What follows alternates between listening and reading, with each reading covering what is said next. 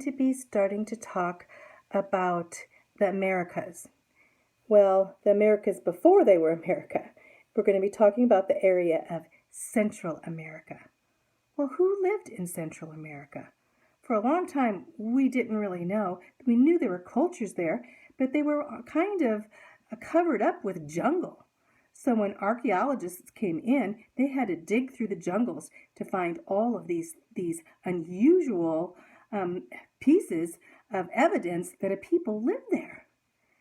This guy here, say if you had a guy like this, a sculpture, and you decided to make it life size. Well, just the head life size. Or maybe even bigger than life, like 11 feet tall. Could you imagine? That would scare anybody away if they came upon you and all of a sudden they saw this big, huge, gigantic stone face. Not like Stonehenge, they were faces, actual faces that were carved, big faces. This one looks pretty spooky, I know. My daughter did this years ago, and I always use it as, okay, is this an idol or what? But it's kind of a cute idol, actually. We'll put him aside. So, what does he have to do about this? Well, because it was part of their culture. A lot of different things happened in the midst of American Indians live from all through the North and South America. But when you get to the Central America, you'll see these huge civilizations. They've excavated these and they found evidence of a people that were pretty advanced. They were just not little village Indians, or they were not just very primitive. They knew a lot. So it's very unusual when they dug up this evidence of these people. Well, the first evidence goes all the way back to the time of a civilization called the Olmec, Olmec. That went all the way back to 1200 BC to 400 BC, and it was pretty much in southern Mexico. These people, as they found these big faces that were part of their culture, they were wondering, were these idols, or were they just the faces of the guys that live there? Or really they didn't know, so it's still pretty much unknown about them. But they also found out about this ancient culture that they could make rubber.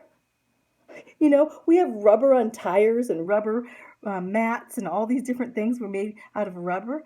Well, they knew how to make rubber way back then. Can you believe that?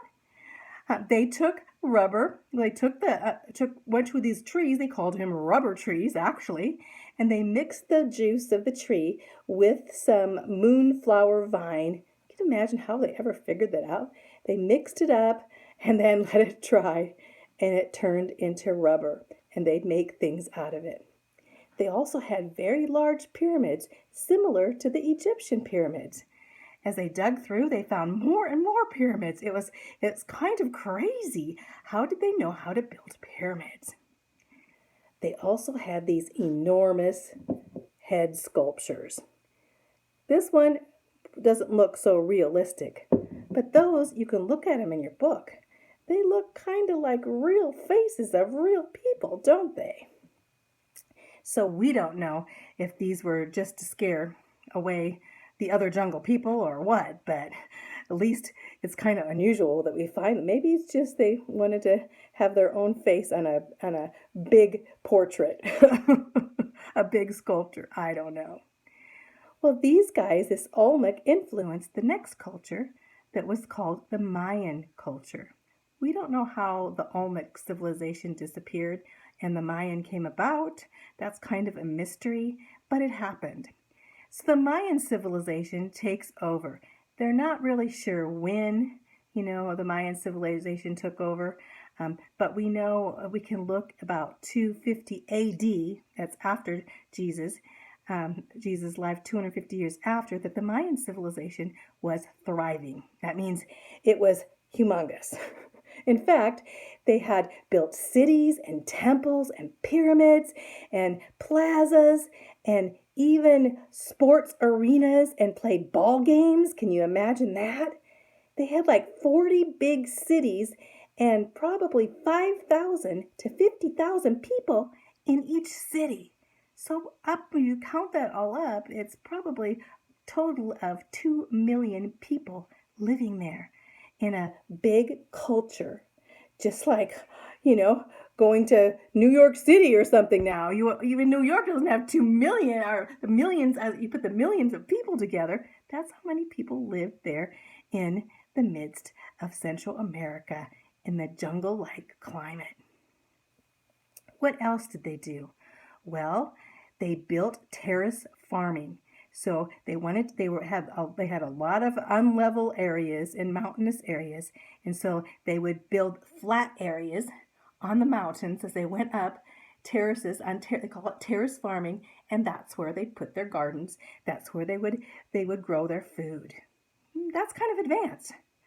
And then what did they do? They used irrigation. They even had irrigation, learned how to irrigate all of their farming when they didn't have water. They brought water in, and it was a pretty complex system. They also cut stone from stone quarries and hauled the stone in, and built stone buildings and pyramids. Their pyramids were mainly step pyramids, but they were huge. They had many sculptures and many carvings. They call them relief carvings, and they carved these figures in gold and copper, and we found them. Most of them were hieroglyphics. So their hieroglyphics we could kind of read, because you could tell like there was like stick kind of figures and figures where you kind of tell and read their story in pictures. That was hieroglyphics. Kind of like they did in Egypt, huh? They also had very intricate ceramics. In fact, their ceramics, sometimes they would put little terracotta, almost like the terracotta army that we learned about before in their ceramics. They'd put these figures in ceramics. They also made paper. And you know what they made paper from? This is very unusual, from fig trees. And then they took this fig tree paper, put together, and made books out of it. Now that's getting pretty advanced for jungle people, don't you think? Another thing, they were known for advanced mathematics, even comparable to the mathematics we have today. So wow, they were really thinkers, weren't they? Because some of the math, even now, my grandson Izzy's math, we did some math today and I couldn't even understand it. So I can't imagine how advanced thinking they could be. And they had figured out a lot of things on their own. Or did they? Did they come from the Egyptian area? In the days of Peleg, when the world was divided, maybe? Or I don't know. When the Tower of Babel was, when God separated the people? I don't know.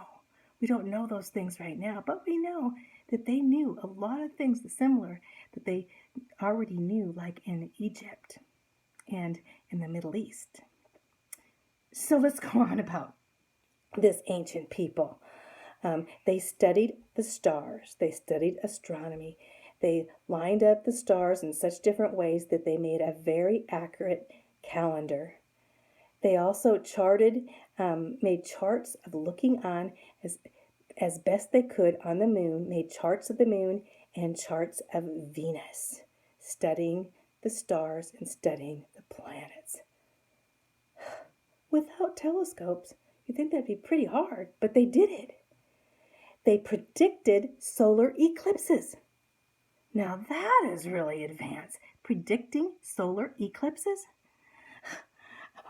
Who could do that? Well, now we kind of can in a way, because we can see how the moon and the sun line up. A solar eclipse, a total solar eclipse would be the moon coming fully in front of the sun. And we know now, but how did they know? They knew. The city of Palenque, like I said, is the name Palenque. It was the biggest city, and it's near where Guatemala is today. Also, Palenque, it was close to the Tambala Mountains, and those mountains extend from the Gulf of Mexico. Covers about 25 square miles, and there's 1,400 structures underneath there. And only 10% of the buildings have been excavated. The rest of those buildings are still under, this huge thick jungle with cedar and evergreens and mahogany and sopadilla. All these things are covering the bushes and everything, the jungle bushes covering all of these buildings. They could see them, but they haven't excavated them yet. And monkeys are jumping all over in the jungles. You can imagine what it's like to go down there and try to be an archaeologist and see what's under. You probably a lot of things we haven't known about yet. So in Palenque, there was a time that they called another golden age. Of course, golden age means the height of their empire, the best time that they were just flourishing.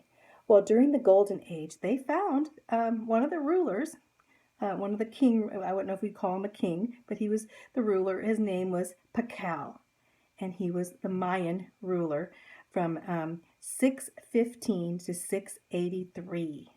And his mother was Queen Zakuk. Zakuk, how would you like that name? Well, anyway, her husband died, and so she appointed her son Pacal as ruler at age 12 years old. So he was a very young ruler, but he ruled quite a while. He had this great building program, and then when he got older, his son, and his name was Chon Balum II. Anyway, his son succeeded him on this huge building project, and probably most of what's under there they built, maybe even together. But we're thinking about 600 AD to 900 AD. So it's getting close to, 1000 AD. But in 900 AD, everything was gone. So what happened in 900 AD? We don't really know. It's kind of weird that they would just be suddenly covered by a jungle. So what happened? Was there an earthquake? Was there a volcano? We don't know. Or did they just get conquered by another people? Maybe. But anyway, let's talk a little bit about this city of Palenque. Palenque, like I said, it was 25 square feet, but the whole area covered close to where Guatemala and Honduras and El Salvador and Belize, all along this river area, and it was called the Usamcita. Usamcita is kind of really a weird name. The Usamcita River. And in this river, along this river, they would use this river as a highway for transportation, and also they would dig canals from this river. So, in fact, it's so magnificent. And even the construction techniques, they used limestone for plaster. Well, limestone and plaster, I should say. They plastered the limestone, which is pretty advanced. And then they had the temples. The palace had vaulted ceilings. They had an observatory there with towers and a watchtower, and to observe the stars and to see the sunset. And then there was the temple of inscriptions, and a step pyramid was a step pyramid temple with 8 levels, with the temple on top. They had inscriptions recorded on there, and there was 180 years written in hieroglyphics. So we kind of know about those 180 years in the Mayan culture. They also had tables attached to the walls with plaster. That's kind of unusual. They had an 80-foot stairwell that led down to this huge burial vault. And in this burial vault, they had this figure that was in concrete with jade and jewels on top of it. Probably was the burial site of Pacal. The temple of the sun existed there, and the temple of the cross, not Jesus' cross, that just looked like a cross. But they worshipped all these Mayan gods. That's probably why they collapsed, because they worshipped these ugly gods with human sacrifices and torture, and they weren't very good people, really, when it came down to that point. Although they were pretty advanced. Now they're gone. destroyed. Maybe God did that.